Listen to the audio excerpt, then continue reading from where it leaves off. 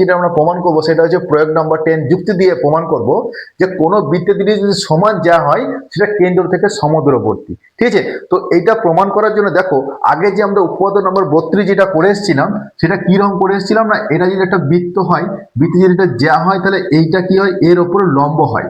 দেখো আমরা এটা আগে কিন্তু পড়ে এসেছি। এই উপপাদ্যর হেল্প নিয়ে আমরা এই প্রয়োগ নাম্বার 10টা আমরা কমপ্লিট করব। দেখো কি বলেছে যে কোনো বৃত্তের দুটি যে সমান যা কেন্দ্র থেকে সমদূরবর্তী। তার মানে মনে করো একটা বৃত্ত তুমি প্রথমে এঁকেছো, দুটি সমান যা নিয়েছো। ধরো আমি বললাম এটা একটা জ্যা আর এটা একটা জ্যা, আমি বলছি এ বি একটা জ্যা আর বলছি সিডি একটা জ্যা, কিন্তু তোমার কন্ডিশন বলেছে কি এ বি সমান সিডি তোমাকে বলে দেওয়া আছে।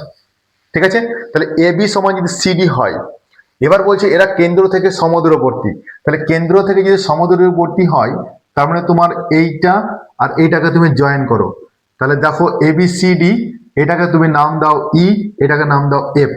এবার দেখো তোমাকে প্রুভ করতে হবে, কি প্রমাণ করতে হবে বলো তো, ও ই সমান ও এফ তোমাকে কিন্তু প্রমাণ করতে হবে, মানে কেন্দ্র থেকে সমদূরবর্তী সেটা তোমাকে প্রুভ করতে হবে। ঠিক আছে, তো আমরা অঙ্কন কি করছি, দেখো অঙ্কন করছি ও থেকে সি জয়েন করছি, ও থেকে এ জয়েন করলাম। জয়েন যদি করি দেখো তো ও এ সমান তুমি ও সি পাবে, এরা তো একই বৃত্তের ব্যাসার্ধ, এইটা হচ্ছে তোমার একই বৃত্তের ব্যাসার্ধ। ঠিক আছে, তাহলে তুমি কি করে প্রমাণ করবে না ও এ সমান ও বি, তুমি কি করে প্রমাণ করবে না, প্রমাণ করার জন্য এই যে উপপাদ্য নাম্বার 32 আমরা পেয়েছিলাম যে থিওরি নাম্বার 32, এই থিওরি হেল্প নিয়ে আমরা বলবো। দেখো তো ওডি যদি এর ওপর লম্ব হয় তাহলে আমরা পেয়েছিলাম এ বি সমান বিডি পেয়েছিলাম, তাহলে বলো তো ও ইটা যদি লম্ব তোমার এ বির ওপর হয় তাহলে তুমি কি পাবে, এ ই সমান ইবি পাবে, পাবে কি পাবে না? তাহলে টোটাল তোমার দেখো এ ই সমান তুমি লিখতে পারো না হাফ অফ এ বি লিখতে পারো। আবার অপোজিট সাইডে দেখো তো তুমি, অপোজিট সাইডে তোমার হচ্ছে ও এফটা পারপেন্ডিকুলার টু সিডি, বুঝতে পেরেছো? যদি এইটা এর উপর পারপেন্ডিকুলার হয় তাহলে বলো তো C F is equal to F D পাবে তুমি। তাহলে যদি হয় তাহলে সি এফ সমান তুমি হাফ অফ সিডি পাবে, পাবে কি পাবে না? আমাকে দেখাতে হবে কি বলতো, এই যে একটা ত্রিভুজ পেয়েছো আর এই একটা ত্রিভুজ, এই দুটো ত্রিভুজকে সর্বসম দেখাবো। যদি সর্বসম দেখাতে পারি তবেই আমি বলতে পারো ওই সমান ও এফ। ঠিক আছে, তো সর্বসম দেখানোর আমাদের 4টে কন্ডিশন আছে। ঠিক আছে, 4টে কন্ডিশন, সে যে কোনো একটা কন্ডিশন স্যাটিসফাই করে তাহলে বলবো ও ই সমান ও এফ। তো সেটা কি করে প্রমাণ করছি দেখো, 1 নম্বর কন্ডিশন হচ্ছে দেখো এই দুটো ত্রিভুজ যে আমি পেয়েছি, দেখো একটা ত্রিভুজ পেয়েছি এ ই ও একটা ত্রিভুজ, আর একটা ত্রিভুজ পাবে দেখো সি ও এফ একটা ত্রিভুজ। এই দুটো ত্রিভুজ তুমি দেখাবে সর্বসম।